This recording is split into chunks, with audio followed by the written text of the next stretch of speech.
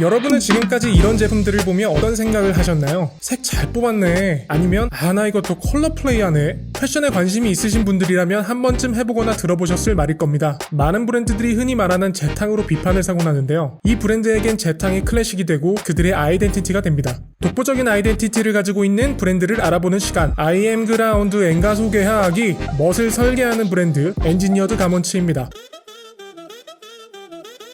엔지니어드 가먼츠는 매번 같은 아이템을 출시함에도 불구하고 꾸준히 사랑받고 있습니다. 대표적으로 미국의 워크웨어 디테일과 포멀웨어가 적절히 결합된 베드포드 자켓이 있습니다. 시간이나 기술이 부족한 작업자를 위해 만들어진 끈이 수류탄 핀이라고 불리는 탈착식 단추와 커다란 포켓, 드레시스토에서 볼 법한 끝이 날렵한 피크드 카라 등이 결합하여 만들어진 자켓이죠. 이외에도 꾸준히 인기 있는 익스플로러 자켓과 FA 팬츠에도 각 디자인 뒤에 숨겨진 디테일을 보는 재미가 쏠쏠한데요. 언뜻 보면 비슷해 보일 수 있지만 매 시즌 달라지는 원단과 착용자에 맞춰지는 핏감으로 완성되는 옷이기에 비슷하지만 똑같지 않은 옷, 나에게 맞춰진 옷이 되는 것 같습니다. 엔지니어드 가먼츠는 착용자가 함께함으로써 엔가는 완성된다고 말하는데요. 그저 입었을 때 멋져 보이는 옷, 그것이 엔가의 철학입니다.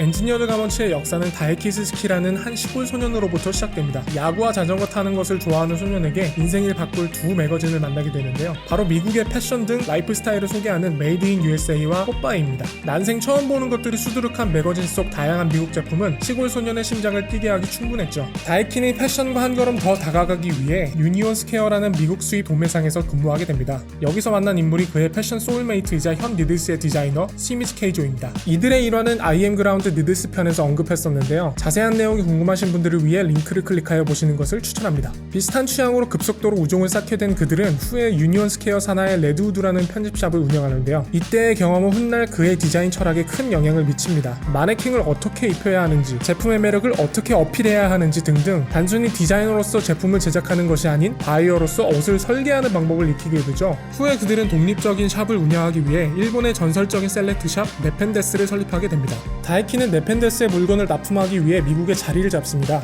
뉴욕 소호 설리반가의 첫 해외 오프라인 샵 네펜데스 뉴욕을 열기도 하죠. 당시 다른 뉴욕 편집작가의 차별성을 위해 엔지니어드 가먼츠의 시초인 네펜데스 PB 라인을 출시합니다. 그렇게 그들은 승승장구가 아니라 망했습니다. 비싼 인건비로 미국 내 공장이 사라져가 진정한 메이드 인 USA 제품을 구하기 어려워지고 네펜데스 PB 라인은 그때 당시 미국 패션 트렌드와는 거리가 멀어 3년 만에 폐업을 하게 되죠. 하지만 그들은 트렌드에 집착하지 않고 자신들만의 비전을 구체화하는 데 집중했습니다. 새로운 공장을 찾아다니고 다양한 형태를 실험했는데요. 그들의 옷은 여간 까다로운 것이 아니었습니다. 의류 한 벌에 5개의 다른 재봉틀을 사용하는 복잡한 과정에 어느 날 패턴사가 이건 디자인하는 게 아니라 마치 설계하는 수준이야 라고 말할 정도였죠. 하지만 옷에 미친 다이키는 패턴사의 말에 영감받아 옷을 설계하다라는 의미의 엔지니어드 가먼츠를 공식적으로 설립합니다. 앞에서 말했듯 시작은 녹록치 않았습니다. 일본인이 만든 미국 옷이라는 아이러니에 맞서야 했죠. 다이킨은 돌파구로 세계적인 남성복 박람회 PT 우모와 콜렉티브에 꾸준히 참가하며 자신의 브랜드를 알립니다. 당시 핏하게 떨어지는 포멀웨어가 트렌드였던 걸 생각하면 정말 용감한 선택인데요. 그 노력의 결과 미국의 고급 백화점인 블루민데일스의 눈에 띄어 첫 계약을 맺고 GQ CFDA가 주최하는 베스트 뉴 맨즈웨어 디자이너로 선정되는 쾌거를 이룹니다. 그 성공을 바탕으로 의류 도매점과 공장이 몰려있는 뉴욕 가먼트 디스트릭트 12년 만에 네펜데스 뉴욕을 오픈하죠. 가먼트 디스트리트는 한국으로 예를 들자면 동대문 원단시장 같은 곳이라고 생각하시면 되는데요. 미국의 비싼 인건비와 편집작가는 어울리지 않는 환경에 의아한 시선이 많았지만 다이키에게 메이드 인 USA는 신념과도 같은 것이었습니다. 미국에서 디자인하고 생산하고 판매하고 싶었죠. 게다가 거리 이름이 가먼트라니 엔지니어드 가먼트가 있기에 딱이라고 생각했던 다이키는 네펜데스 뉴욕에서 엔가, 니들스 및 감각적인 브랜드 셀렉으로 인기 있는 편집샵으로 자리매김합니다. 이후에도 성공에 안주하지 않고 엔지니어드 가먼츠는 팔라스, 닥터 마틴, 바라쿠타 등 여러 브랜드와 협업하여 다양한 비전을 제시했습니다. 가장 좋아하는 패브릭이 무엇이냐는 질문에 그는 말합니다. 나의 젊음과 미국의 첫 만남으로 되돌아가는 것입니다. 미국과 데님, 이것이 나의 첫사랑입니다. 그런 의미에서 메이드 인 USA는 엔지니어드 가먼츠에게 아이덴티티이자 패션을 사랑하게 된 기념비 같은 것이 아닌가 싶습니다. 이상 한결같아서 고마운 브랜드 엔지니어드 가먼츠였습니다.